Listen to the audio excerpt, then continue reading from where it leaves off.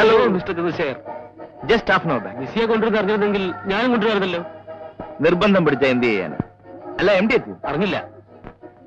ഞാൻ റൂമിലേക്ക് പോട്ടെ. Room number 306. Oh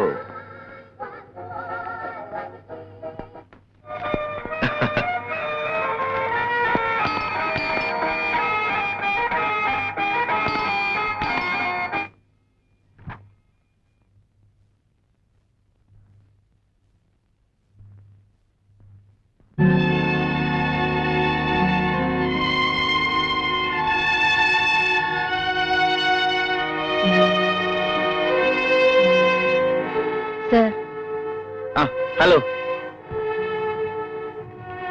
hello sir, M D എത്തിയിട്ടുണ്ട്. രമണി, ഇത് ഞങ്ങളുടെ field agent miss Annie D'Souza.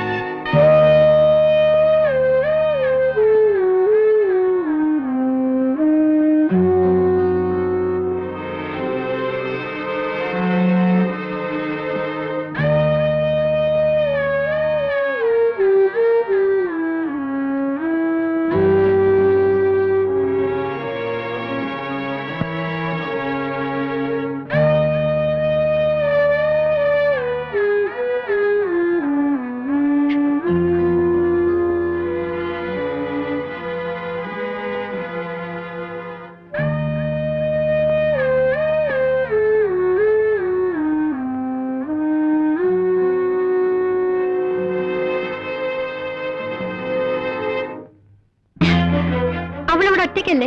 വെളുക്കുന്നവരെ അവൾക്ക് കൂട്ടുകിടക്കാമായിരുന്നില്ലേ? അറിയില്ല അല്ലേ? അതൊക്കെ സംസാരിക്കും. ഇത് ഹോട്ടൽ മുറിയാണ്. ഹോട്ടൽ മുറിയിൽ ഭാര്യ തനിച്ചാക്കി ഭർത്താവിനെ വ്യഭിചരിക്കാമല്ലേ? നാണം കെട്ട. നിന്നോട് മാത്രം സംസാരിച്ച് ഉറങ്ങിയും പ്രേമിച്ചു മരിക്കാൻ എന്നെ കിട്ടില്ല. എനിക്ക് എന്റെ വഴിയും എന്റെ ശീലങ്ങളുമുണ്ട്. എന്നെ അനുസരിച്ചില്ലെങ്കിൽ ദുഃഖിക്കേണ്ടി വരും.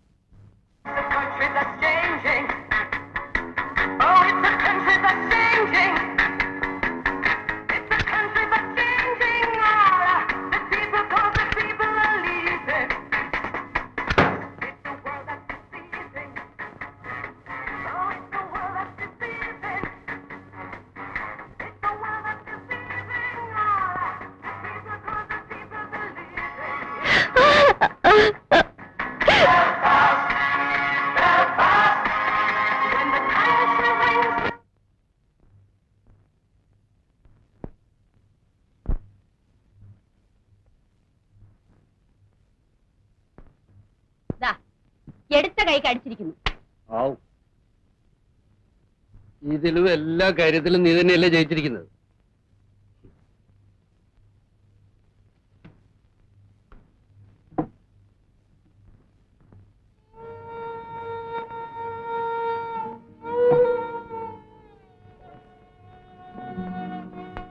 എന്താ മോളെ?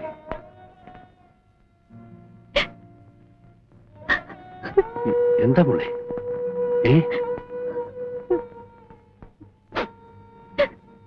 മോളെ, നിങ്ങൾക്കറിഞ്ഞൂടെ നമ്മുടെ മോളെ? ഇവൾ ചന്ദ്രനുമായി എന്തെങ്കിലും വഴക്കുണ്ടാക്കിയിരിക്കും. കുറച്ചു ദിവസമായി ഇതൊരു പതിവല്ലേ? ഇവളുടെ ഈ മട്ടും ഭാവം കണ്ടാൽ ആരാ കുറ്റപ്പെടുത്താതിരിക്കുന്നത്? ഞാനിന്നിവിടെ കഴിഞ്ഞോട്ടെ ഡാഡി. എന്റെ മോളെ, ഇത് നിന്റെ വീടല്ലേ? നീ ഇവിടെയല്ലേ കഴിയേണ്ടത് അല്ലേ?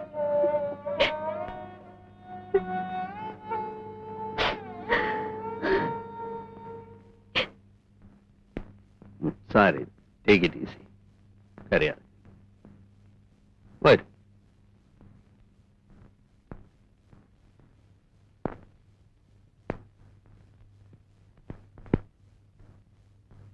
വീണ്ടും പഠിക്കണമെന്ന് അവൾ പറയുന്നു.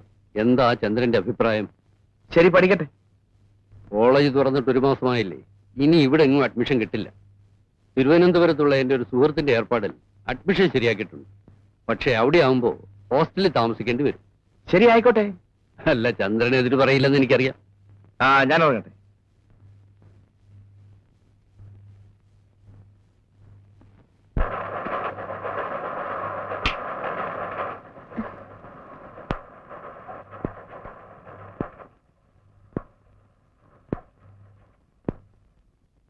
കിടക്കറയിൽ ഒരു ഭാര്യയ്ക്ക് സാധാരണ നൽകാൻ കഴിയുന്നതിൽ കൂടുതൽ ചന്ദ്രൻ എന്നോട് ആവശ്യപ്പെടും.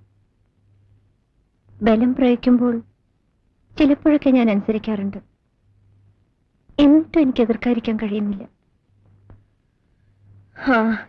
ചില ആളുകൾ ഇങ്ങനെയൊക്കെയാണ്. അവർ തൃപ്തിപ്പെടാൻ ചെയ്യുന്ന പലതും ഭാര്യയുടെ ഇഷ്ടം നോക്കിയല്ല. നമ്മൾ സെക്സും അതിന്റെ സൈക്കോളജിയും പഠിക്കുന്നവരല്ലേ. കുറെ കൂടെ ബുദ്ധിപരമായി പെരുമാറിയാൽ ചിലപ്പോൾ നേരെയായിന്ന് വരും. എന്തോ എനിക്ക് ആ വിശ്വാസം തീരെയില്ല.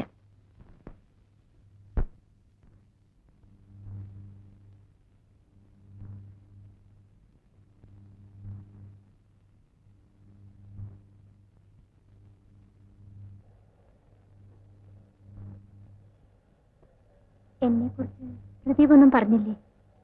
ഇല്ല, പ്രദീപിന് അങ്ങനെ ആരോടും അത്ര വലിയ താല്പര്യമൊന്നുമില്ല. പിന്നെ പ്രദീപിനെ അങ്ങോട്ട് കയറി പ്രേമിച്ച് 2-3 പേരെ എനിക്കറിയാം. അവരെല്ലാം ഇപ്പൊ കല്യാണം കഴിഞ്ഞ് കുട്ടികളുമായിട്ട് കഴിയുക. മനസ്സ് റെഡിയായില്ലേ? 8:30 വണ്ടി. ഞാനിപ്പോ വരാം, നടന്നോളൂ.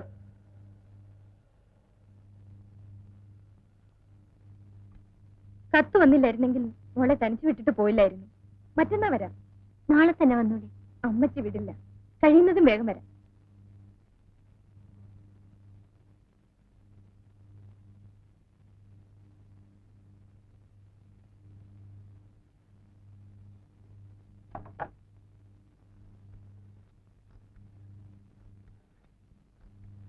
ഹലോ, 3133 പ്രദീപ് ജോണിനെ ഒന്ന് വിളിച്ചിരുന്നു.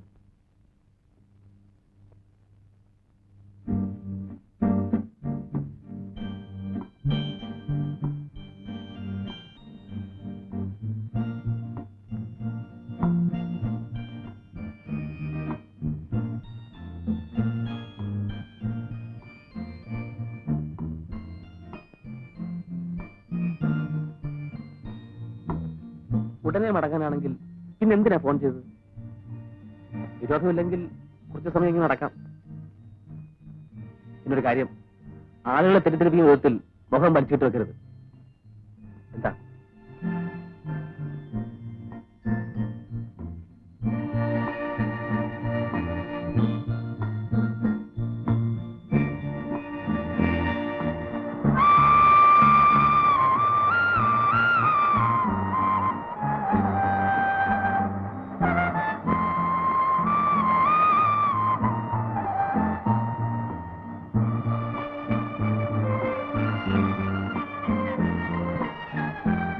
ഇതാണ് എന്റെ ആശ്രമം. ഇവിടെ മനുഷ്യര് താമസിക്കുന്നു. അവര് താമസിക്കാത്തതാണ് എനിക്കിഷ്ടം. വരൂ.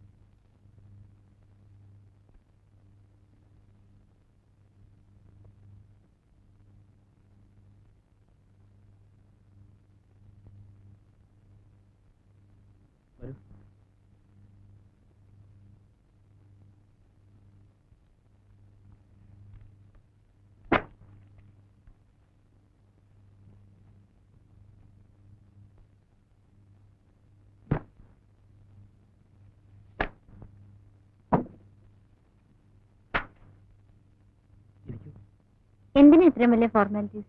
ഇത് വീടൊന്നും അല്ലല്ലോ. ഞാനിവിടെ നിന്നോളാം.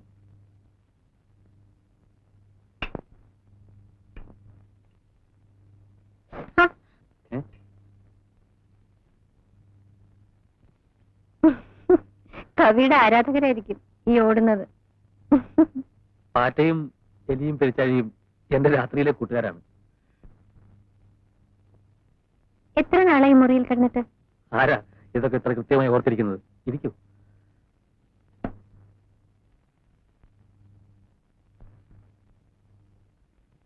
ഒരു കാര്യം ചോദിച്ചാൽ സത്യം പറയൂ. പ്രദീപ് വീട്ടിൽ പോയിട്ട് എത്ര നാളായി?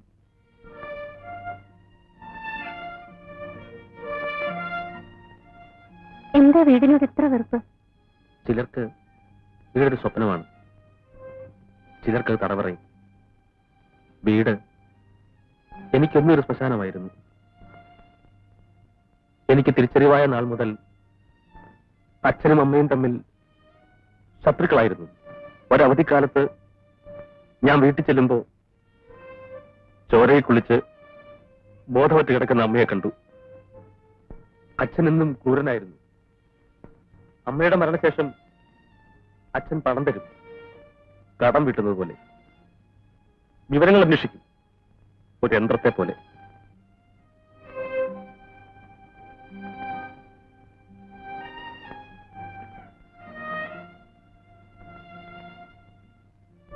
എനിക്ക് ആരെയും സ്നേഹിക്കാനില്ലായിരുന്നു. പക്ഷെ ഇന്നെനിക്കറിയാം. രമണിക്കറിയോ? വത്സ എന്നോട് ചോദിച്ചു, ഞാൻ നിന്നെ രമണിയെ യഥാർത്ഥത്തിലാണ് സ്നേഹിക്കുന്നതെന്ന്. ഞാൻ പറഞ്ഞു ഒരർത്ഥത്തിലുമല്ലെന്ന്. അതിന്റെ അർത്ഥം എല്ലാ അർത്ഥത്തിലും ഞാൻ രമണിയെ ഇഷ്ടപ്പെടുന്നു എന്നാണ്.